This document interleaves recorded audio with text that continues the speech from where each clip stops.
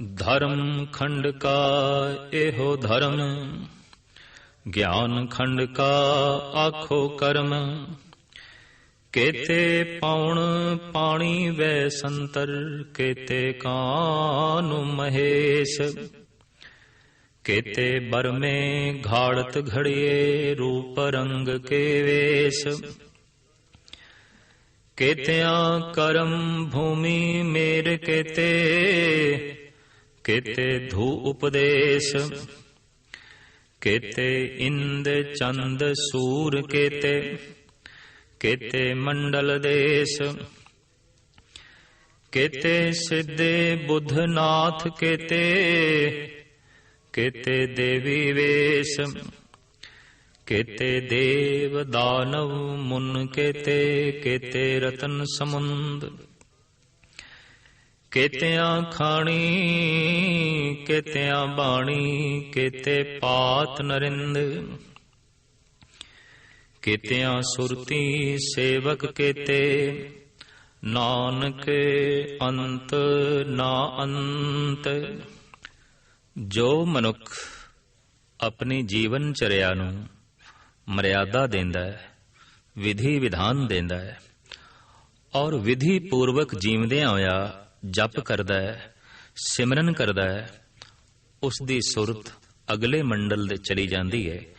और उस अगले मंडल नूं गुरु नानक देव जी महाराज ने ज्ञान खंड आख्या। धर्म खंड का एहो धर्म। धर्म खंड दी व्याख्या ते यही है, धर्म दा हिस्सा, मर्यादा दा हिस्सा, कि उस बंदे दा उठना बैठना सोना जागना हसना रोना खाना पीना गरज के जीवन दा हर कर्म विधि पूर्वक होवेगा। गैर विधानक उसदी जिंदगी चों कुछ भी कर्म प्रगट नहीं होवेगा। धर्मखंडी मनुख दी यही पहचान है और जगत दे धर्मखंडी लभना बहुत औखी गल है। ज्ञान खंड ते अगला पड़ाव है। साहिब कहंदे धर्मखंड दी व्याख्या ते यही है कि उस मनुख दा जीवन मर्यादा दे च होवेगा। ज्ञान खंड का आखो कर्म। महाराज कहंदे हुण मैं आखण लगा, हुण मैं कहण लगा ज्ञान खंड दी गल। जो मर्यादा दे च रह के जप तप करदा है, उहदी सुरत अगले मंडल अगले खंड दे चली जांदी है और उसदा नां है ज्ञान खंड।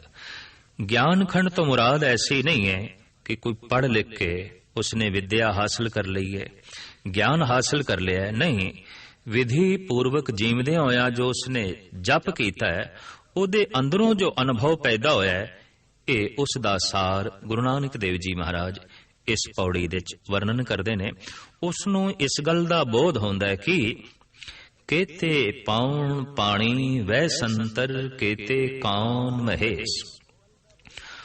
उन्होंने इस गल का बोध होंदा है कि पवन कई तरह की है, एक तरह की नहीं।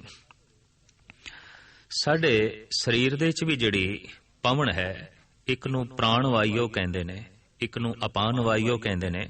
गरज के बाहर भी जिहड़ी पवन है, इहदे भी वख वख रूप ने और वख वख इन्हां दी तासीर है, वख वख इन्हां दा असर है। पर ज्ञान खंडी नूं इह बोध अपने आप हो जांदा है। प्राचीन जमाने दे जिहड़े मनुख जप तप करके ज्ञान खंड तक पहुंचते सन, ते उन्हां ने ऐसी अदुੱਤੀ गल्लां अपने धर्म ग्रंथां दे लिखियां ने जिसनूं अज भी विज्ञान गलत नहीं साबित कर सकिया। साहिब कहंदे ने उस ज्ञान खंडी नूं इस गल दा बोध होंदा है कि कई तरह दी पवन है ते अग्नि भी कई तरह दी है। जैसे जठर अग्नि जो शरीर दे च है, बड़वा अग्नि जो सागर दे च है, फिर तृष्णा अग्नि जो मन दे च है, और इस तरीके नाल अनेकां तरह दियां अग्नियां ने जिसदा कि उसनूं बोध होंदा है और उसनूं उस थां दा भी बोध होंदा है कि अग्नि दा वासा किहड़ी किहड़ी थां ते है। साहिब कहंदे ने केते पौण पाणी वै संतर, केते कौन महेश। कान जैसे कृष्ण जैसे अवतारी पुरुष भी कई हो गुजरे ने। गुरु गोबिंद सिंह जी महाराज दा फरमान, किते कृष्ण से कीट कोटे बनाए, कई मेट डाड़े उपाड़े खपाए। हर युग दा अवतारी कोई ना कोई पुरुष होंदा है, पैगंबरी पुरुष। तो कृष्ण जैसे पैगंबरी पुरुष भी अनेका ने और इस जगत दे अनेका वारी आए।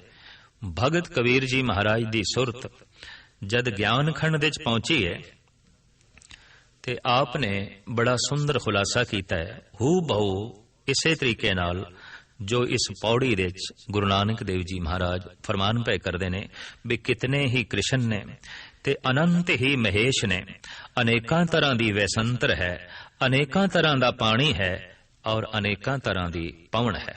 हर सागर दा पानी वख है, ओदा सुभाव तासीर वख है और सुभाव ते तासीर दी गल ते एक पासे हर सागर दे पानी दा रंग भी वख है। हर नदी दा पानी वख वख है। प्रयागराज दे जो गंगा ते जमुना दा संगम है, साफ दिखाई देंदा है कि गंगा दा जल चिट्टा है और जमुना दा जल काला है। पीण दे भी दोवां दे तासीर दे सुभाव दे बड़ा भारी अंतर है। हर नदी दा जल वख वख है, हर चश्मे दा जल वख वख है, हर सागर दा जल वख वख है, ओदा रंग वख है और उसकी तासीर वख वख है। साहब कहते ज्ञान खंडी मनुख नूं इस गल दा बोध होंदा है कि हर थां दा पानी वख वख है और पानी अनेकां किस्मां दा है, वैसंतर अनेकां किस्मां दी है ते कई तरह दी पवन है ते अनेकां ही श्री कृष्ण जैसे महाबली ते राजयोगी होए ने, एक नहीं ते अनेकां ही महेश जैसे योगी होए ने, लंबी समाधि लाण वाले। भगत कबीर जैसे इस ज्ञान खंड दे पहुंचे ने तां आप कहंदे ने कोट सूर जाके प्रगास, कोट महादेव और कविलास। आप फरमान करते ने जद मैं पहुंचिया ज्ञान खंड की अवस्था ते की देखदा सूरज एक नहीं करोड़ा ने। सूरज की प्रस्तुष करने वाले हो, जल देने वाले हो। कबीर कहते पहले फैसला करो कि केड़े सूरज नू जल दे रहे हो ते किस सूरज की पूजा कर रहे हो, क्योंकि इस सूरज दे पिछे कोई होर सूरज है और उस दे पिछे कोई होर सूरज है, फिर उस दे पिछे कोई होर सूरज है ते अजोकी साइंस कोई 50 अरब सूरजां दा जिक्र करती है। ते भगत कबीर कहंदे अनंत सूरज ने जिन्हां नूं मैं देख रहा, कोट सूर जाके प्रकाश, कोट महादेव और कविलास। महादेव जैसे योगी लंबी समाधि लाण वाले इस अनंत काल दे करोड़ा होए ने, करोड़ा ने, एक नहीं करोड़ा ने। कोट सूर जाके प्रगास, कोट महादेव और कविलास। दुर्गा कोट जाके मर्दन करें, ब्रह्मा कोट वेद उचरे। श्री कबीर जी महाराज दा फरमान। आप कहते दुर्गा जैसियां देवियां करोड़ा ने, एक नहीं अनंत ने। ज्ञान खंड दे पहुंच के मनुख व्यक्ति दा पुजारी नहीं रह जांदा, देवी देवतावां दा भी पुजारी नहीं रह जांदा, वो ब्रह्म दा पूजक हो जाता है, ब्रह्म दा पुजारी हो जाता है। क्यों कि उसनू समझ पै जाती है ये सब कुछ उस कादर करीम दी कृत है ते मैं इस कृत मंडल तो उच्चा उठ के उस करते नाल जुड़ना है जिस तो योगी पैदा होंदे ने, अवतार आउंदे ने, संत जन आउंदे ने, देवी देवतावां दा जन्म होंदा है। तो आप कहंदे ने दुर्गा कोट जाके मर्दन करें, ब्रह्मा कोट वेद उचरे। ब्रह्मा भी एक नहीं करोड़ा ने ते करोड़ा तरह दे ब्रह्मिया ने करोड़ा तरह दे वेद रचे ने। वेद तो मुराद विद्या ज्ञान दे ग्रंथ रचे ने। इस अनंत काल दे अरसे दे अनंत ही ब्रह्मे होए ने ते अनंत तरह दे ज्ञान दे ग्रंथ उन्हां कोल बनदे रहे ने। इस वास्ते साहिब गुरु नानक देव जी महाराज फरमान करदे ने केते बरमे घाड़त घड़िए रूप रंग के वेस। कबीर जी दे शब्दां दे नाल गुरु नानक दी पौड़ी एक एक पंक्ति मेल खा रही है। तो आप भगत कबीर अगां चल के कहंदे ने कोट चंद्र में करें चराग। चंद्रमा भी एक नहीं करोड़ा ने जो रोशनी देंदे ने, शीतलता देंदे ने ਔਰ ਆਪਣੀ ਕਿਰਨਾਂ ਦੇ ਰਾਹੀਂ ਅੰਮ੍ਰਿਤ ਰਸ ਵੰਡਦੇ ਨੇ। ਜਦ ਪ੍ਰਿਥਵੀਆਂ ਅਨੰਤ ਨੇ, ਬ੍ਰਹਿਮੰਡ ਅਨੰਤ ਨੇ, ਤੋ ਕਬੀਰ ਕਹਿੰਦੇ ਨੇ ਚੰਦਰਮਾ ਵੀ ਅਨੇਕ ਨੇ। ਸੁਰ 33 ਉਜੇਵੇਂ ਪਾਕ, 33 ਕਰੋੜ ਦੇਵਤਾ ਪਰਿਪੂਰਨ ਪ੍ਰਮਾਤਮਾ ਦੇ ਸੀਸ ਪ੍ਰਸਾਦ ਲਈ ਤਰਸ ਰਿਹਾ। ਪਰ ਇਸ ਤਰ੍ਹਾਂ ਦੇ 33 ਕਰੋੜ ਦੇਵਤੇ ਵੀ ਅਨੰਤ ਨੇ, ਬੇਸ਼ੁਮਾਰ ਨੇ, ਜਿਨ੍ਹਾਂ ਦੀ ਗਿਣਤੀ ਨਹੀਂ ਹੋ ਸਕਦੀ। ਆਪ ਅਗਾਂਹ ਚੱਲ ਕੇ ਕਹਿੰਦੇ ਨੇ 9 ਗ੍ਰਹਿ ਕੋਟ ਠਾਂਡੇ ਦਰਬਾਰ। ਸਾਡੇ ਦੇਸ਼ ਵਿੱਚ 9 ਗ੍ਰਹਿਾਂ ਦੀ ਵਿਸ਼ੇਸ਼ ਕਰਕੇ ਪੂਜਾ ਹੈ। ਜਦ ਕਿਸੇ ਦਾ ਦਿਨ ਚੰਗਾ ਨਾ ਹੋਵੇ, ਕੰਮ ਧੰਦੇ 'ਚ ਕੋਈ ਫਰਕ ਪੈ ਗਿਆ ਹੈ, ਬਿਮਾਰੀ ਇਤਿਆਦਿਕ ਦੀ ਕੋਈ ਘਟਨਾ ਘਟ ਗਈ ਹੈ, ਤਾਂ ਆਮ ਇਲਮੇ ਨਿਜੂਮ ਦੇ ਮਾਹਿਰ ਕਹਿੰਦੇ ਨੇ ਤੇਰੇ ਤੇ ਕੋਈ ਗ੍ਰਹਿ ਦਾ ਅਸਰ ਠੀਕ ਨਹੀਂ ਹੈ। ਔਰ ਵਿਸ਼ੇਸ਼ ਕਰਕੇ 9 ਗ੍ਰਹਿ ਜਿਨ੍ਹਾਂ ਦਾ ਇਸ ਪ੍ਰਿਥਵੀ ਦੇ ਉੱਤੇ ਤੇ ਮਨੁੱਖ ਦੇ ਮਾਨਸਿਕ ਮੰਡਲ ਦੇ ਉੱਤੇ ਖਾਸ ਅਸਰ ਮੰਨਿਆ ਜਾਂਦਾ ਹੈ, ਉਹਨਾਂ ਦੇ ਚੋਂ ਕਿਸੇ ਇੱਕ ਅਧ ਗ੍ਰਹਿ ਦੀ ਦਸ਼ਾ ਬਈ ਠੀਕ ਨਹੀਂ ਹੈ, ਇਸ ਢੰਗ ਦਾ ਜ਼ਿਕਰ ਨਜੂਮੀ ਕਰਦੇ ਨੇ। ਪਰ ਕਬੀਰ ਕਹਿੰਦੇ ਨੇ ਇਸ ਤਰ੍ਹਾਂ ਦੇ 9 ਗ੍ਰਹਿ ਵੀ ਕਰੋੜਾਂ ਨੇ, ਇਹ ਸਿਰਫ 9 ਥੋੜੀ ਨੇ। 9 ਗ੍ਰਹਿ ਕੋਟ ਠਾਂਡੇ ਦਰਬਾਰ। ਉਸ ਪਰਿਪੂਰਨ ਪ੍ਰਮਾਤਮਾ ਦੇ ਦਰਬਾਰ ਦੇ ਵਿੱਚ ਮੈਂ ਇੱਕ ਨਹੀਂ 9 ਗ੍ਰਹਿ, 9 ਗ੍ਰਹਿ ਜੈਸੇ ਕਰੋੜਾਂ 9 ਗ੍ਰਹਿ ਦੇਖ ਰਹੇ ਹਾਂ, ਤਾਂ ਫਿਰ ਇਹ ਫੈਸਲਾ ਕਰਨਾ ਪਏਗਾ ਕਿਹੜੇ 9 ਗ੍ਰਹਿਾਂ ਦਾ ਇਹ ਅਸਰ ਹੈ, ਮਾੜਾ ਜਾਂ ਚੰਗਾ, ਜਿਨ੍ਹਾਂ ਦੀ ਪ੍ਰਸਤਿਸ਼ ਹੋ ਰਹੀ ਹੈ। ਬਕਾਇਦਾ ਗ੍ਰਹਿਾਂ ਦੀ ਸਾਡੇ ਦੇਸ਼ ਵਿੱਚ ਪੂਜਾ ਹੁੰਦੀ ਹੈ ਔਰ 9 ਗ੍ਰਹਿਾਂ ਦੇ ਬਕਾਇਦਾ ਮੰਦਰ ਵੀ ਨੇ। ਤੋ ਭਗਤ ਕਬੀਰ ਕਹਿੰਦੇ ਨੇ 9 ਗ੍ਰਹਿ ਕੋਟ ਠਾਂਡੇ ਦਰਬਾਰ, ਧਰਮ ਕੋਟ ਜਾਂ ਕੇ ਪ੍ਰਤਿਹਾਰ। ਗਾਥਾ ਹੈ ਕਿ ਇੱਕ ਧਰਮ ਰਾਜ ਹੈ ਜੋ ਜੀਵਾਂ ਦਾ ਹਿਸਾਬ ਕਿਤਾਬ ਰੱਖਦਾ ਹੈ ਔਰ ਫਿਰ ਉਹਨਾਂ ਦੇ ਹਿਸਾਬ ਕਿਤਾਬ ਦੇ ਮੁਤਾਬਕ, ਲੇਖੇ ਦੇ ਮੁਤਾਬਕ, ਕਰਮਾਂ ਦੇ ਮੁਤਾਬਕ ਸਜ਼ਾ ਦਿੰਦਾ ਹੈ ਜਾਂ ਬਖਸ਼ਿਸ਼ ਕਰਦਾ ਹੈ। ਪਰਿਪੂਰਨ ਪਰਮਾਤਮਾ ਨੇ ਉਸ ਨੂੰ ਸਥਾਪਨ ਕੀਤਾ ਹੋਇਆ ਧਰਮ ਰਾਜ ਨੂੰ। ਤੋ ਕਬੀਰ ਕਹਿੰਦੇ ਨੇ ਇਸ ਤਰ੍ਹਾਂ ਦੇ ਧਰਮ ਰਾਜ ਭਾਵ ਪਰਮਾਤਮਾ ਦੇ ਬਣਾਏ ਹੋਏ ਨਿਯਮ ਵੀ ਮੈਂ ਕਰੋੜਾਂ ਦੇਖ ਰਿਹਾ। ਕੋਈ ਇੱਕ ਤਰ੍ਹਾਂ ਦੀ ਨਿਯਮਾਵਲੀ ਥੋੜੀ ਹੈ। ਉਸਨੇ ਸੂਰਜ ਨੂੰ ਵੱਖ ਨਿਯਮ ਦਿੱਤਾ ਹੈ, ਚੰਦਰਮਾ ਨੂੰ ਵੱਖ ਨਿਯਮ ਦਿੱਤਾ ਹੈ, ਸਾਗਰ ਨੂੰ ਵੱਖ ਨਿਯਮ ਦਿੱਤਾ ਹੈ, ਦਰਿਆਵਾਂ ਦਾ ਵੱਖ ਨਿਯਮ ਹੈ। ਪਹਾੜ ਕਿਸੇ ਹੋਰ ਨਿਯਮ ਦੇ ਆਸਰੇ ਤੇ ਖੜੇ ਨੇ, 9 ਗ੍ਰਹਿ ਕਿਸੇ ਹੋਰ ਨਿਯਮ ਦੇ ਆਸਰੇ ਤੇ ਖੜੇ ਨੇ। ਤੇ ਹਰ ਇੱਕ ਨੂੰ ਜੋ ਇਹ ਵੱਖ-ਵੱਖ ਉਸਨੇ ਨਿਯਮ ਦਿੱਤਾ ਹੈ, ਮਰਿਆਦਾ ਦਿੱਤੀ ਹੈ, ਧਰਮ ਦਿੱਤਾ ਹੈ, ਤੋ ਇਸ ਢੰਗ ਦੀ ਜੇ ਗਿਣਤੀ ਕਰੀਏ ਤੇ ਫਿਰ ਕਰੋੜਾਂ ਤਰ੍ਹਾਂ ਦਾ ਧਰਮ ਹੋ ਗਿਆ। ਵਿਅਕਤੀ ਦਾ ਧਰਮ ਹੋਰ, ਪਸ਼ੂਆਂ ਦਾ ਧਰਮ ਹੋਰ, ਸਾਗਰ ਦਾ ਧਰਮ ਹੋਰ, ਅਗਨੀ ਦਾ ਧਰਮ ਹੋਰ, ਫੁੱਲਾਂ ਦਾ ਧਰਮ ਹੋਰ, ਸੁੰਦਰਤਾ ਲੁਟਾਨ ਤੇ ਮਹਿਕ ਦੇਣ। ਸੂਰਜ ਦਾ ਧਰਮ ਹੈ ਰੋਸ਼ਨੀ ਦੇਵੇ, ਗਰਮੀ ਦੇਵੇ। ਪਾਣੀ ਦਾ ਧਰਮ ਇਹ ਹੈ ਪਿਆਸ ਬੁਝਾਵੇ, ਨਿਰਮਲ ਕਰੇ। ਤੇ ਪਾਣੀ ਦਾ ਧਰਮ ਇਹ ਵੀ ਹੈ ਕਿ ਉਹ ਨਿਵਾਣ ਦੀ ਤਰਫ ਵਗੇ। ਤੋ ਗਰਜ਼ ਕੇ ਹਰ ਵਸਤੂ ਨੂੰ, ਹਰ ਹਸਤੀ ਨੂੰ ਪਰਿਪੂਰਨ ਪਰਮਾਤਮਾ ਨੇ ਜੋ ਧਰਮ ਦਿੱਤਾ ਹੈ, ਤੇ ਇਸ ਤਰੀਕੇ ਨਾਲ ਧਰਮ ਦੀ ਗਿਣਤੀ ਕਰੀਏ ਤੇ ਕਬੀਰ ਕਹਿੰਦੇ ਨੇ ਤੇ ਕਰੋੜਾਂ ਬਣਦੇ ਨੇ। ਧਰਮ ਕੋਟ ਜਾਂ ਕੇ ਪ੍ਰਤਿਹਾਰ। ਆਪ ਅਗਾਂਹ ਚੱਲ ਕੇ ਕਹਿੰਦੇ ਨੇ ਕੋਟਕ ਕੁਮੇਰ ਭਰੇ ਭੰਡਾਰ, ਕੋਟਕ ਲਖਮੀ ਕਰੇ ਸਿੰਗਾਰ। ਕਰੋੜਾਂ ਤਰ੍ਹਾਂ ਦੇ ਕੁਬੇਰ ਨੇ ਤੇ ਕਰੋੜਾਂ ਤਰ੍ਹਾਂ ਦੇ ਖਜ਼ਾਨੇ ਨੇ ਤੇ ਕਰੋੜਾਂ ਤਰ੍ਹਾਂ ਦੀਆਂ ਹੀ ਲక్ష్ਮੀ ਦੇਵੀਆਂ ਨੇ। ਕਿਸ ਲక్ష్ਮੀ ਦੀ ਪੂਜਾ ਕਰ ਰਹੇ ਹੋ? ਭਗਤ ਕਬੀਰ ਕਹਿੰਦੇ ਨੇ ਤੇ ਕਰੋੜਾਂ ਨੇ। ਭਾਵ ਧਨ ਸੰਪਦਾ ਤੇ ਕਰੋੜਾਂ ਤਰ੍ਹਾਂ ਦੀ ਆਉਂਦੀ ਹੈ।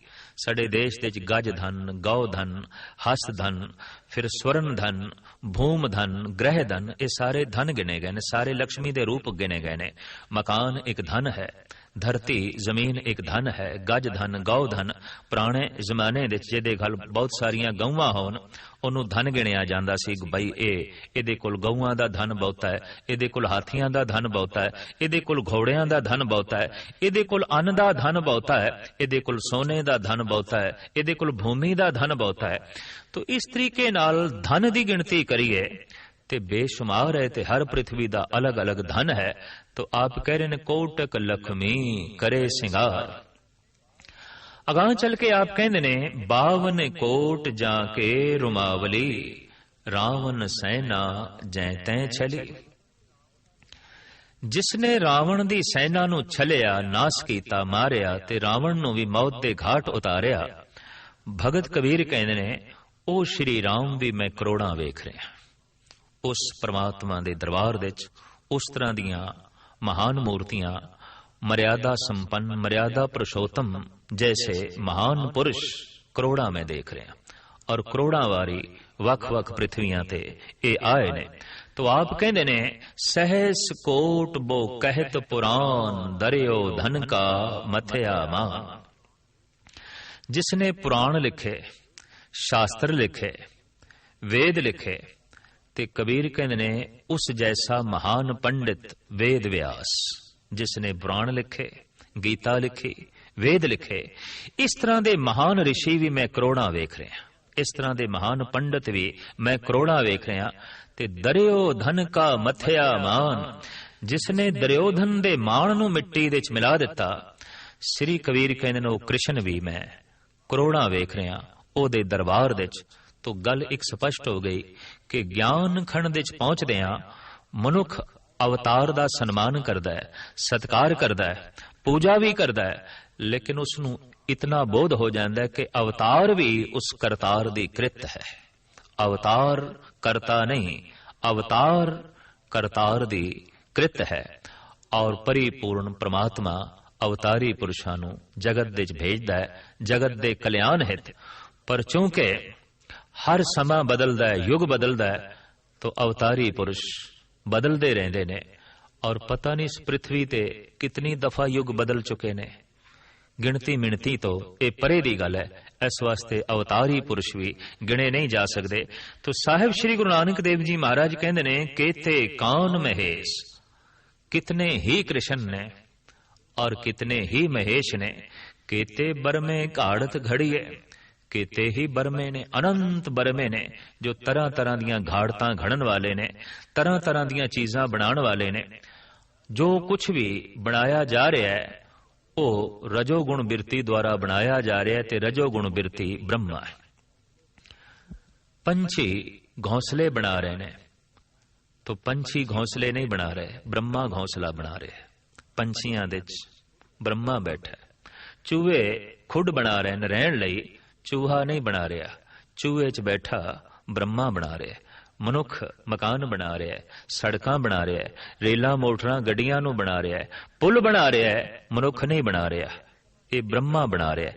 इस वास्ते साहिब कहते केते बरमे घाड़त घड़िए, कितने ही बरमे ने जो तरह तरह की घाड़त पे खड़दे ने, तरह तरह दीयां चीजां नूं पे बनांदे ने। और ये गिणती मिणती तो परे दी गल है। रूप रंग के वेश, कई तरह के रूपां दीयां वस्तुआं, कई तरह के वेशभूष, कई तरह के गहने, कई तरह का साजो समान ये ब्रह्मे घड़ रहे ने। तो साहिब कहते ना ब्रह्मिया की गिणती हो सकती है ते ना ही उन्हां दे घड़े हुए साजो समान का कोई अंदाजा लगता है। आप अगां चल के कहते ने केतियां कर्म भूमि मेर केते, केते धू उपदेश कर्म भूमि। जिथे मनुख कर्म करता है, मात लोक साहिब कहते इस तरह दीयां पृथ्वियां एक नहीं अनेका ने, जिथे जीव तरह तरह के कर्म करते ने। मेर केते कितने ही पहाड़ ने, गिणती मिणती नहीं हो सकती। एक पृथ्वी दे उत्ते अनंत पहाड़ ने जिन्हां नूं गिणना बड़ा औखा है, अनंत पृथ्वियां ते हर पृथ्वी दे तरह तरह के पहाड़। तो आप कहते हैं केतियां कर्म भूमि, अनेका ही धरतियां ने ते अणगिणत ही पहाड़ ने। केते धू उपदेश ते अनेका ही अणगिणत ही ध्रुव जैसे भगत नूं उपदेश करने वाले नारद जैसे गुरु ने। नारद एक नहीं अनेका ने, ते ध्रुव जैसे भगत भी एक नहीं, हर समय होए ने। ध्रुव जैसे बालक नूं ब्रह्म ज्ञान होया, तो इस तरह के बालक अनेका होए ने, ते इस तरह के बालकां नूं उपदेश देने वाले नारद जैसे गुरु भी अनेका होए ने। गिणती मिणती तो परे दी गल। आप अगां चल के फरमान करदे ने केते इंद चंद सूर केते, कितने ही इंद्र जैसे देवते ने, भाव बदल ने, जो मींह पांदे ने, जिन्हां दी गिणती मिणती हो नहीं सकती। ते अनेका ही चंद्रमा ने, अनेका ही सूरज ने, जिन्हां दा अंदाजा लाना बहुत कठिन है। भगत कबीर जी महाराज तो पूछया गया, ये सारी ज्ञान खंड दी जो रूपरेखा आप दस रहे हो जगत नूं, तुसी किस तरह वेख लिया कि करोड़ां सूरज ने, करोड़ां कृष्ण ने, करोड़ां राम ने, ਕਰੋੜਾਂ ਹੀ ਧਰਤੀਆਂ ਨੇ, ਕਰੋੜਾਂ ਹੀ ਦੁਰਗਾ ਨੇ, ਕਰੋੜਾਂ ਤਰ੍ਹਾਂ ਦੇ 9 ਗ੍ਰਹਿ ਨੇ ਔਰ ਕਰੋੜਾਂ ਹੀ ਲక్ష్ਮੀਆਂ ਨੇ, ਕਰੋੜਾਂ ਮਹਾਦੇਵ ਨੇ। ਇਹ ਤੁਸੀਂ ਕਿਸ ਤਰ੍ਹਾਂ ਵੇਖ ਲਿਆ? ਆਪ ਕਹਿੰਦੇ ਨੇ ਜਿਸ ਤਰ੍ਹਾਂ ਮੈਂ ਵੇਖਿਆ ਸਾਰੇ ਵੇਖ ਸਕਦੇ ਨੇ। ਅਗਰ ਕੋਈ ਆਪਣੇ ਅੰਦਰ ਵੇਖਣ ਦੀ ਸਮਰੱਥਾ ਪੈਦਾ ਕਰ ਸਕੇ, ਕਹੋ ਕਬੀਰ ਜਾਣੇਗਾ ਸੋਈ, ਹਿਰਦੇ ਰਾਮ ਮੁਖ ਰਾਮੇ ਹੋਈ। ਰਸਨਾ ਤੇ ਰਾਮ ਹੋਵੇ, ਹਿਰਦੇ ਦੇ ਚ ਰਾਮ ਹੋਵੇ, ਤੋ ਕਬੀਰ ਕਹਿੰਦੇ ਨੇ ਕਪਾਟ ਖੁੱਲ ਜਾਂਦੇ ਨੇ ਔਰ ਇਹ ਸਭ ਕੁਝ ਦਿਖਾਈ ਦੇਣ ਲੱਗ ਪੈਂਦਾ। ਸਾਹਿਬ ਸ੍ਰੀ ਗੁਰੂ ਨਾਨਕ ਦੇਵ ਜੀ ਮਹਾਰਾਜ ਫਰਮਾਨ ਕਰਦੇ ਨੇ, ਅਨੇਕਾਂ ਹੀ ਚੰਦਰਮਾ ਨੇ, ਅਨੇਕਾਂ ਹੀ ਇੰਦਰ ਜੈਸੇ ਦੇਵਤੇ ਨੇ ਔਰ ਅਨੇਕਾਂ ਹੀ ਸੂਰਜ ਨੇ, ਕੇਤੇ ਮੰਡਲ ਦੇਸ਼, ਅਨੇਕਾਂ ਹੀ ਮੰਡਲ ਨੇ, ਭਾਵ ਜ਼ਮੀਨ ਦੇ ਟੁਕੜੇ ਨੇ, ਤੇ ਅਨੇਕਾਂ ਹੀ ਦੇਸ਼ ਨੇ ਜਿਨ੍ਹਾਂ ਦੀ ਗਿਣਤੀ ਕਰਨੀ ਕਠਿਨ ਹੈ। ਅਗਾਂਹ ਚੱਲ ਕੇ ਸਾਹਿਬ ਕਹਿੰਦੇ ਨੇ, ਕੇਤੇ ਸਿੱਧ ਬੁੱਧ ਨਾਥ ਕੇਤੇ, ਕੇਤੇ ਦੇਵੀ ਵੇਸ। ਅਨੇਕਾਂ ਹੀ ਸਿੱਧ ਪੁਰਸ਼ ਨੇ ਜੋ ਸਿੱਧੀ ਨੂੰ ਪ੍ਰਾਪਤ ਹੋ ਜਾਣ, ਜਿਨ੍ਹਾਂ ਦੇ ਕੋਲ ਸਿੱਧ ਕਲਾ ਬਕਾਇਦਾ ਤੌਰ ਤੇ ਹੋਵੇ, ਉਹਨਾਂ ਨੂੰ ਕਹਿੰਦੇ ਨੇ ਸਿੱਧ। ਕੰਮ ਕਰਨ ਨੂੰ, ਸਫਲ ਕਰਨ ਨੂੰ ਉਹਨਾਂ ਦੇ ਕੋਲ ਸਮਰੱਥਾ ਹੋਵੇ। ਕਿਸੇ ਵੀ ਘਟਨਾ ਨੂੰ ਚਾਹੇ ਕਿਤਨੀ ਦੁਖਤ ਹੋਵੇ ਉਹਨੂੰ ਸੁਖਤ ਰੂਪ ਦੇ ਸਕਣ, ਇਸ ਤਰ੍ਹਾਂ ਦੀ ਉਹਨਾਂ ਦੇ ਕੋਲ ਸਿੱਧੀ ਹੋਵੇ। ਸਾਹਿਬ ਕਹਿੰਦੇ ਨੇ ਐਸੇ ਸਿੱਧ ਪੁਰਸ਼ ਇੱਕ ਨਹੀਂ, ਅਣਗਿਣਤ ਨੇ। ਔਰ ਬੁੱਧ ਜੈਸੇ ਤਪੇਸ਼ਵਰ, ਬੁੱਧ ਜੈਸੇ ਦਿਆਲੂ, ਬੁੱਧ ਜੈਸੇ ਗਿਆਨੀ, ਸਾਹਿਬ ਕਹਿੰਦੇ ਨੇ ਇਹ ਵੀ ਇੱਕ ਨਹੀਂ, ਅਨੇਕਾਂ ਨੇ। ਅਨੇਕਾਂ ਤਰ੍ਹਾਂ ਦੀਆਂ ਪ੍ਰਿਥਵੀਆਂ ਦੇ ਉੱਤੇ ਅਨੇਕਾਂ ਤਰ੍ਹਾਂ ਦੇ ਬੁੱਧ, ਤੇ ਅਨੇਕਾਂ ਮਿਟ ਰਹੀਆਂ ਪ੍ਰਿਥਵੀਆਂ ਤੇ ਨਵੀਆਂ ਬਣ ਰਹੀਆਂ, ਤੇ ਉਹਨਾਂ ਦੇ ਚ ਪੈਦਾ ਹੋ ਰਹੇ ਨਵੇਂ ਮਹਾਤਮਾ ਬੁੱਧ। ਆਪ ਕਹਿੰਦੇ ਨੇ ਅਨੇਕਾਂ ਹੀ ਬੁੱਧ ਨੇ ਤੇ ਅਨੇਕਾਂ ਹੀ ਜੋਗੀ ਨੇ, ਨਾਥ ਨੇ, ਜਿਨ੍ਹਾਂ ਦੀ ਗਿਣਤੀ ਨਹੀਂ ਹੋ ਸਕਦੀ, ਤੇ ਅਨੇਕਾਂ ਹੀ ਦੇਵੀਆਂ ਦੇ ਵੇਸ ਨੇ, ਭਾਵ ਪੁਰਸ਼ਾਂ ਤੋਂ ਇਲਾਵਾ ਜਿਨ੍ਹਾਂ ਦੇ ਅੰਦਰ ਦਿਵੇ ਜੋਤੀ ਵਿਦਿਆਮਾਨ ਹੋਈ, ਉਸ ਤਰ੍ਹਾਂ ਦੀਆਂ ਇਸਤਰੀਆਂ ਵੀ ਅਨੇਕੀਆਂ ਨੇ, ਭਾਵ ਦੇਵੀਆਂ ਵੀ ਅਨੇਕਾਂ ਨੇ, ਜਿਨ੍ਹਾਂ ਦੀ ਗਿਣਤੀ ਕਰਨੀ ਕਠਿਨ ਹੈ। ਕੇਤੇ ਦੇਵ ਦਾਨਵ ਮੁਨ ਕੇਤੇ, ਕੇਤੇ ਰਤਨ ਸਮੁੰਦ। ਕਿਤਨੇ ਹੀ ਦੇਵ ਨੇ ਜਿਨ੍ਹਾਂ ਦੇ ਅੰਦਰ ਪ੍ਰਕਾਸ਼ ਹੋ ਗਿਆ, ਤੇ ਕਿਤਨੇ ਹੀ ਦਾਨਵ ਨੇ ਜੋ ਰਾਖਸ਼ੀ ਬਿਰਤੀ ਦੇ ਮਾਲਕ ਨੇ, ਬੜੇ ਸ਼ਕਤੀਸ਼ਾਲੀ ਨੇ, ਬੜੀ ਉਹਨਾਂ ਕੋਲ ਤਾਕਤ ਹੈ, ਪਰ ਤਾਕਤ ਦਾ ਪ੍ਰਯੋਗ ਗਲਤ ਕਰਦੇ ਨੇ, ਉਹਦੀ ਵਰਤੋਂ ਗਲਤ ਕਰਦੇ ਨੇ। ਇਸ ਤਰ੍ਹਾਂ ਦੇ ਸ਼ਕਤੀਸ਼ਾਲੀ ਦਾਨਵ ਵੀ ਸਾਹਿਬ ਕਹਿੰਦੇ ਨੇ ਅਣਗਿਣਤ ਨੇ, ਜਿਨ੍ਹਾਂ ਦੀ ਗਿਣਤੀ ਨਹੀਂ ਹੋ ਸਕਦੀ। ਮੁਨ ਕੇ ਤੇ ਅਨੇਕਾਂ ਹੀ ਮੁਨੀ ਨੇ ਜੋ ਮੌਨ ਧਾਰਨ ਕਰ ਗਏ ਨੇ, ਜੋ ਮਨ ਤੋਂ ਉੱਚੇ ਉੱਠ ਗਏ ਨੇ, ਤੇ ਜਿਨ੍ਹਾਂ ਦਾ ਮਨ ਵਿਸ਼ਰਾਮ ਦੇ ਚਲਾ ਗਿਆ। ਸਾਹਿਬ ਕਹਿੰਦੇ ਨੇ ਇਸ ਤਰ੍ਹਾਂ ਦੇ ਮੌਨੀ ਵੀ ਅਨੇਕਾਂ ਨੇ। ਕੇਤੇ ਰਤਨ ਸਮੁੰਦ, ਸਮੁੰਦਰ ਨੂੰ ਰਤਨਾਕਰ ਆਖਿਆ ਗਿਆ, ਰਤਨਾਂ ਦੀ ਖਾਣ। ਤੋ ਮਹਾਰਾਜ ਕਹਿੰਦੇ ਨੇ ਸਮੁੰਦਰ ਵੀ ਅਨੇਕਾਂ ਨੇ, ਜਿਨ੍ਹਾਂ ਦੇ ਅੰਦਰ ਅਨੇਕਾਂ ਤਰ੍ਹਾਂ ਦੇ ਰਤਨ ਪਏ ਹੋਏ ਨੇ। ਕੇਤਿਆਂ ਖਾਣੀ, ਕੇਤਿਆਂ ਬਾਣੀ, ਕੇਤੇ ਪਾਤ ਨਰਿੰਦ। ਖਾਣੀਆਂ ਵੀ ਕਿਤਨੀਆਂ ਨੇ। ਸਾਡੇ ਇਸ ਮਾਤ ਲੋਕ ਦੇ ਚ 4 ਖਾਣੀਆਂ ਨੇ, ਜਿਨ੍ਹਾਂ ਦਾ ਇਸ ਢੰਗ ਨਾਲ ਗੁਰੂ ਗੋਬਿੰਦ ਸਿੰਘ ਜੀ ਮਹਾਰਾਜ ਜ਼ਿਕਰ ਕਰਦੇ ਨੇ। ਅੰਡਜ, ਜੇਰਜ, ਸੇਤਜ, ਉਤਪੁਜ। ਸਭ ਤੋਂ ਵੱਡੀ ਖਾਣ ਹੈ ਅੰਡਿਆਂ ਦੀ, ਜਿਸ ਤੋਂ ਪੰਛੀ ਪੈਦਾ ਹੁੰਦੇ ਨੇ, ਤੇ ਅਨੇਕਾਂ ਜਲ ਜੰਤੂ, ਮਛਲੀਆਂ, ਕਛੂਏ ਇਤਿਆਦਿਕ ਜੋ ਅੰਡਿਆਂ ਤੋਂ ਪੈਦਾ ਹੁੰਦੇ ਨੇ। ਸਭ ਤੋਂ ਵੱਡੀ ਖਾਣ ਅੰਡੇ, ਤੇ ਅੰਡਿਆਂ ਤੋਂ ਬਾਅਦ ਦੂਜੀ ਖਾਣ ਹੈ ਜੇਰ, ਪੇਟ ਤੋਂ ਪੈਦਾ ਹੋਣ ਵਾਲੇ, ਤੇ ਤੀਸਰੀ ਖਾਣ ਹੈ ਸਵੈਤਜ, ਪਸੀਨੇ ਤੋਂ ਪੈਦਾ ਹੋਣ ਵਾਲੇ ਚਿੱਚੜ, ਜੂੰ ਇਤਿਆਦਿਕ, ਤੇ ਚੌਥੀ ਖਾਣ ਹੈ ਉਤਬੁਜ, ਜੋ ਧਰਤੀ ਦੇ ਚ ਦਰਖਤ ਇਤਿਆਦਿਕ ਪੈਦਾ ਹੁੰਦੇ ਨੇ। ਇਹ 4 ਖਾਣੀਆਂ ਇਸ ਮਾਤ ਲੋਕ ਦੇ ਚ ਨੇ, ਪਰ ਚੂੰਕਿ ਪ੍ਰਿਥਵੀਆਂ ਅਨੇਕ ਨੇ ਤੇ ਉੱਥੇ ਅਨੇਕਾਂ ਤਰ੍ਹਾਂ ਦੀਆਂ ਵੱਖ-ਵੱਖ ਖਾਣੀਆਂ ਨੇ, ਤੋ ਸਾਹਿਬ ਕਹਿੰਦੇ ਨੇ ਨਾ ਖਾਣੀਆਂ ਦੀ ਵੀ ਗਿਣਤੀ ਨਹੀਂ ਹੋ ਸਕਦੀ ਜਿੱਥੋਂ ਜੀਵਾਂ ਦਾ ਜਨਮ ਹੋ ਰਿਹਾ ਹੈ। ਕੇਤਿਆਂ ਖਾਣੀ, ਕੇਤਿਆਂ ਬਾਣੀ, ਬਾਣੀ। ਮਨੁੱਖ ਦੀ ਬਾਣੀ ਨੂੰ ਵੀ 4 ਹਿੱਸਿਆਂ ਦੇ ਤਕਸੀਮ ਕੀਤਾ ਗਿਆ ਹੈ। ਪਰਾ, ਪਸੰਤੀ, ਮਧਮਾ, ਬੈਖਰੀ। ਜ਼ਬਾਨ ਜਿਸ ਸ਼ਬਦ ਨੂੰ ਬਾਹਰ ਪ੍ਰਗਟ ਕਰਦੀ ਹੈ, ਇਹਨੂੰ ਬੈਖਰੀ ਬਾਣੀ ਕਹਿੰਦੇ ਨੇ। ਪਰ ਜ਼ਬਾਨ ਜਿਸ ਨੂੰ ਪ੍ਰਗਟ ਕਰਦੀ ਹੈ, ਇਹ ਸਭ ਤੋਂ ਪ੍ਰਥਮ ਇਸ ਦੀ ਧੁਨ ਨਾਭੀ ਤੋਂ ਉੱਠਦੀ ਹੈ।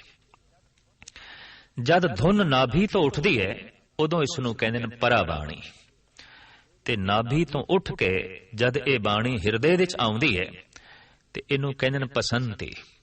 ਇੱਥੇ ਇਸ ਨੂੰ ਅਕਸ਼ਰ ਮਿਲਨੇ ਸ਼ੁਰੂ ਹੋ ਜਾਂਦੇ ਨੇ, ਉਸ ਧੁਨ ਨੂੰ ਅੱਖਰ ਮਿਲਦੇ ਨੇ। ਹਿਰਦੇ ਤੋਂ ਉੱਠ ਕੇ ਜਦ ਇਹ ਬਾਣੀ ਕੰਠ ਦੇ ਵਿੱਚ ਪਹੁੰਚਦੀ ਹੈ ਤੇ ਇਹਨੂੰ ਕਹਿੰਦੇ ਨੇ ਮਧਮਾ ਬਾਣੀ। ਇੱਥੇ ਬਕਾਇਦਾ ਰੂਪ ਬਾਣੀ ਦਾ ਬਣ ਜਾਂਦਾ ਹੈ ਔਰ ਜ਼ਬਾਨ ਜਦ ਉਸੇ ਧੁਨ ਨੂੰ ਪ੍ਰਗਟ ਕਰਦੀ ਹੈ ਤੇ ਉਹਨੂੰ ਕਹਿੰਦੇ ਨੇ ਬੈਖਰੀ ਬਾਣੀ। ਇੱਕ ਮਨੁੱਖ ਜੋ ਬੋਲਦਾ ਹੈ ਉਸ ਦੇ ਬੋਲਣ ਨੂੰ ਵੀ ਪਿਛਲੇ 3 ਪੜਾਵਾਂ ਚੋਂ ਲੰਘਣਾ ਪੈਂਦਾ ਹੈ, ਪਰਾ ਬਾਣੀ, ਪਸੰਤੀ ਬਾਣੀ, ਮਧਮਾ ਬਾਣੀ ਔਰ ਬੈਖਰੀ ਬਾਣੀ। ਤੇ ਫਿਰ ਹੁਣ ਲਈਏ ਜਿਤਨੇ ਪਸ਼ੂ ਪੰਖੀ ਬੋਲਦੇ ਪਏ ਨੇ ਉਹਨਾਂ ਦੀ ਬਾਣੀ, ਉਹਨਾਂ ਦੇ ਬੋਲ ਅਨੰਤ ਤਰ੍ਹਾਂ ਦੀਆਂ ਬਾਣੀਆਂ ਨੇ, ਅਨੇਕਾਂ ਤਰ੍ਹਾਂ ਦੇ ਬੋਲ ਨੇ, ਅਨੰਤ ਤਰ੍ਹਾਂ ਦੀਆਂ ਭਾਸ਼ਾਵਾਂ ਨੇ, ਵੱਖ-ਵੱਖ ਪ੍ਰਿਥਵੀਆਂ ਨੇ, ਵੱਖ-ਵੱਖ ਉਹਨਾਂ ਦੀਆਂ ਬਾਣੀਆਂ ਨੇ।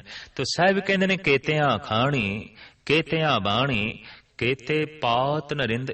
ਕਿਤਨਿਆਂ ਹੀ ਰਾਜਿਆਂ ਦੀਆਂ ਪੰਕਤੀਆਂ ਨੇ, ਅਨੇਕਾਂ ਤਰ੍ਹਾਂ ਦੇ ਰਾਜੇ ਹੋ ਗੁਜ਼ਰੇ ਨੇ, ਬਾਦਸ਼ਾਹ ਵੱਖ-ਵੱਖ ਦੇਸ਼ਾਂ ਦੇ, ਵੱਖ-ਵੱਖ ਭੂਮੀਆਂ ਦੇ। ਸਾਹਿਬ ਕਹਿੰਦੇ ਨੇ ਇਹ ਵੀ ਗਿਣਤੀ ਅੰਦਾਜ਼ੇ ਤੋਂ ਪਰੇ ਦੀ ਗੱਲ ਹੈ। ਕੇਤਿਆਂ ਸੁਰਤੀ ਸੇਵਕ ਕੇਤੇ, ਕਿਤਨੇ ਹੀ ਵਿਚਾਰਕ ਨੇ, ਦਾਰਸ਼ਨਿਕ ਨੇ, ਫਿਲਾਸਫਰ ਨੇ, ਸੁਰਤੀ ਵਿਚਾਰਕ। ਫਿਲਾਸਫਰ ਗਹਿਰਾਈ ਦੇ ਵਿੱਚ ਝਾਤ ਮਾਰਨ ਵਾਲੇ, ਹਰ ਚੀਜ਼ ਨੂੰ ਬਹੁਤ ਗਹਿਰੇ ਤਲ ਦੇ ਵਿੱਚ ਵੇਖਣ ਵਾਲੇ। ਸਾਡੇ ਦੇਸ਼ ਦੀ ਭਾਸ਼ਾ ਦਾ ਲਫ਼ਜ਼ ਠੀਕ ਹੈ ਦਾਰਸ਼ਨਿਕ। ਅਗਰ ਉਸ ਦਾ ਅੰਗਰੇਜ਼ੀ ਦੇ ਵਿੱਚ ਅਨੁਵਾਦ ਕਰਦੇ ਹਾਂ ਤੇ ਕਹਿੰਦੇ ਹਾਂ ਫਿਲਾਸਫਰ, ਤੇ ਫਿਲਾਸਫਰ ਦਾ ਤੇ ਮਤਲਬ ਇੰਨਾ ਹੀ ਹੈ ਵਿਚਾਰਕ। ਲੇਕਿਨ ਦਾਰਸ਼ਨਿਕ ਦਾ ਮਤਲਬ ਵਿਚਾਰਕ ਨਹੀਂ ਹੈ। ਦਾਰਸ਼ਨਿਕ ਦਾ ਮਤਲਬ ਹੈ ਉਹਦੇ ਕੋਲ ਇਤਨੀ ਗਹਿਰੀ ਅੱਖ ਹੈ ਕਿ ਸਿਰਫ ਉੱਪਰੋਂ ਉੱਪਰੋਂ ਦਰਸ਼ਨ ਨਹੀਂ ਕਰਦਾ, ਉਹਦੇ ਮੁੱਢ ਦੇ ਵੀ ਦਰਸ਼ਨ ਕਰਦਾ ਹੈ। ਉਹ ਬਹੁਤ ਗਹਿਰਾਈ ਦੇ ਵਿੱਚ ਝਾਤ ਮਾਰਦਾ ਹੈ ਦਾਰਸ਼ਨਿਕ। ਤਾਂ ਸਾਹਿਬ ਕਹਿੰਦੇ ਅਨੇਕਾਂ ਤਰ੍ਹਾਂ ਦੇ ਦਾਰਸ਼ਨਿਕ ਨੇ, ਅਨੇਕਾਂ ਤਰ੍ਹਾਂ ਦੇ ਸੇਵਕ ਨੇ ਜੋ ਗਿਣਤੀ ਮਿਣਤੀ ਤੋਂ ਪਰੇ ਨੇ। ਕੇਤਿਆਂ ਸੁਰਤੀ ਸੇਵਕ ਕੇਤੇ, ਨਾਨਕ ਅੰਤ ਨਾ ਅੰਤ। ਮਹਾਰਾਜ ਕਹਿੰਦੇ ਨੇ ਅੰਤ ਪਾਇਆ ਹੀ ਨਹੀਂ ਜਾ ਸਕਦਾ, ਅੰਤ ਹੈ ਹੀ ਨਹੀਂ। ਕਿਸੇ ਥਾਂ ਤੇ ਵੀ ਅਸੀਂ ਨਹੀਂ ਕਹਿ ਸਕਦੇ ਵੀ ਅਸੀਂ ਵਿਚਾਰਕਾਂ ਦੀ ਗਿਣਤੀ ਕਰ ਰਹੀਏ। ਦਾਰਸ਼ਨਿਕ ਲੋਕ ਅਸੀਂ ਗਿਣ ਲੈਣੇ, ਅਸੀਂ ਬ੍ਰਹਮਿਆਂ ਦੀ ਗਿਣਤੀ ਕਰ ਲਈਏ, ਕ੍ਰਿਸ਼ਨ ਦੀ ਗਿਣਤੀ ਕਰ ਲਈਏ, ਧਰਤੀਆਂ ਦੀ ਗਿਣਤੀ ਕਰ ਲਈਏ। ਸਾਹਿਬ ਕਹਿੰਦੇ ਨੇ ਗਿਣਤੀ ਦੇ ਵਿੱਚ ਕੋਈ ਵੀ ਪਸਾਰਾ ਨਹੀਂ ਆਏਗਾ। ਹਾਂ, ਜ਼ਬਾਨ ਇਤਨਾ ਹੀ ਕਹਿ ਸਕਦੀ ਹੈ ਅੰਤ ਨਾ ਅੰਤ, ਤੇਰਾ ਅੰਤ ਨਹੀਂ ਪਾਇਆ ਜਾ ਸਕਦਾ, ਅੰਤ ਨਹੀਂ ਪਾਇਆ ਜਾ ਸਕਦਾ, ਤੂੰ ਬੇਅੰਤ ਹੈ। ਜਪ ਕਰਦੇ ਹੋਇਆ ਜੋ ਮਨੁੱਖ ਆਪਣੀ ਜ਼ਿੰਦਗੀ ਨੂੰ ਮਰਿਆਦਾ ਦੇ ਦਿੰਦਾ ਹੈ ਉਹਦੀ ਸੁਰਤ ਇਸ ਗਿਆਨ ਮੰਡਲ ਦੇ ਵਿੱਚ ਪਹੁੰਚ ਜਾਂਦੀ ਹੈ ਜਿਹਨੂੰ ਸਾਹਿਬ ਸ੍ਰੀ ਗੁਰੂ ਨਾਨਕ ਦੇਵ ਜੀ ਮਹਾਰਾਜ ਗਿਆਨ ਖੰਡ ਕਹਿੰਦੇ ਨੇ। ਤੇ ਗਿਆਨ ਖੰਡ ਦੇ ਵਿੱਚ ਉਸ ਨੂੰ ਬੋਧ ਹੋ ਜਾਂਦਾ ਹੈ ਕਿ ਸਭ ਕੁਝ ਕ੍ਰਿਤ ਹੈ, ਚਾਹੇ ਉਹ ਕ੍ਰਿਤ ਕਿਤਨੀ ਸ਼ਕਤੀਸ਼ਾਲੀ ਹੈ, ਕਿਸੇ ਦੇਵਤੇ ਦੇ ਰੂਪ ਵਿੱਚ, ਕਿਸੇ ਅਵਤਾਰ ਦੇ ਰੂਪ ਵਿੱਚ, ਕਿਸੇ ਸਿੱਧ ਤੇ ਬੁੱਧ ਦੇ ਰੂਪ ਵਿੱਚ, ਕਿਸੇ ਜੋਗੀ ਦੇ ਰੂਪ ਵਿੱਚ ਜਾਂ ਕਿਸੇ ਦੇਵੀ ਦੇ ਰੂਪ ਵਿੱਚ, ਚਾਹੇ ਉਹ ਕ੍ਰਿਤ ਕਿਤਨੀ ਸ਼ਕਤੀਸ਼ਾਲੀ ਹੈ ਪਰ ਉਹ ਕਰਤੇ ਤੋਂ ਵੱਡੀ ਨਹੀਂ ਹੈ, ਕਰਤਾ ਮਹਾਨ ਹੈ। ਗਿਆਨ ਖੰਡ ਦੇ ਵਿੱਚ ਪਹੁੰਚ ਕੇ ਉਸ ਨੂੰ ਇਸ ਢੰਗ ਦਾ ਪੂਰਨ ਬੋਧ ਹੋ ਜਾਂਦਾ ਹੈ।